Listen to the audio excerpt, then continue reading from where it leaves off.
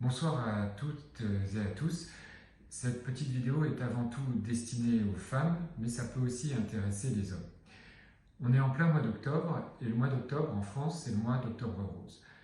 Qu'est-ce que c'est qu'Octobre Rose? En fait, le but de ce mois d'Octobre Rose, qui est consacré entièrement au cancer du sein en France, c'est de sensibiliser les femmes au dépistage du cancer du sein.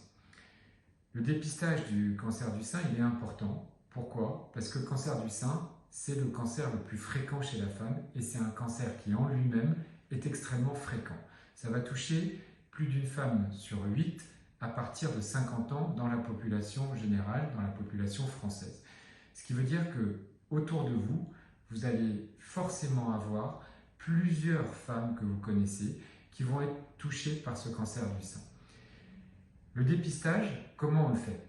Tout simplement par le biais d'une mammographie et d'une échographie, c'est des examens d'imagerie médicale qui sont remboursés par la sécurité sociale et qu'on doit pratiquer tous les 2 ans à partir de l'âge de 50 ans.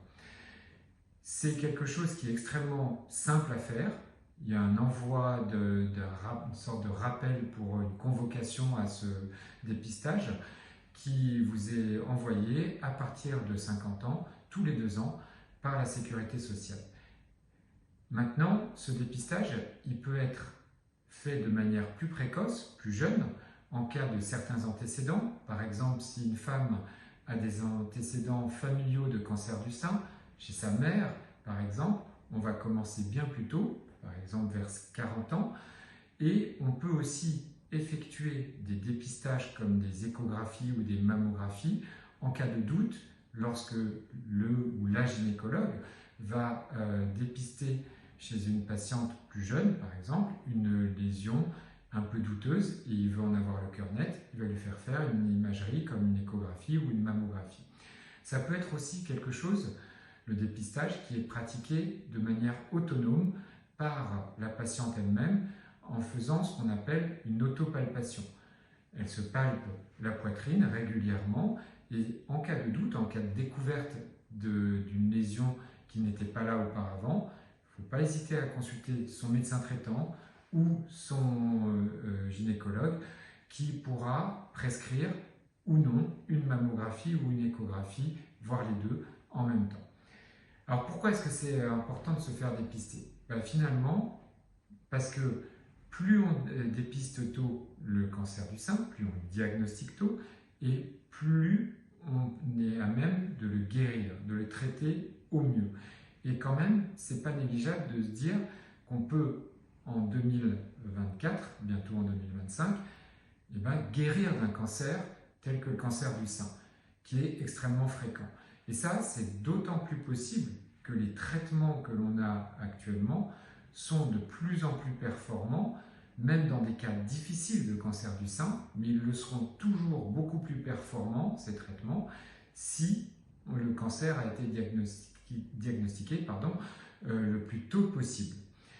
Et là où je voulais juste vous donner un petit peu une information sur l'actualité dans le cadre du dépistage, mais aussi des traitements des cancers du sein, c'est qu'on entend partout parler autour de nous d'intelligence artificielle.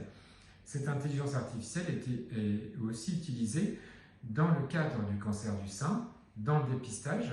Les logiciels de radiologie sont de plus en plus performants, améliorés dans leur performance par l'intelligence artificielle qui permet de voir parfois des petites images douteuses ou qui n'auraient pas été suffisamment vues par l'œil humain. Et dans ce cas-là, ça renforce le diagnostic par le biais de cet apport de l'intelligence artificielle.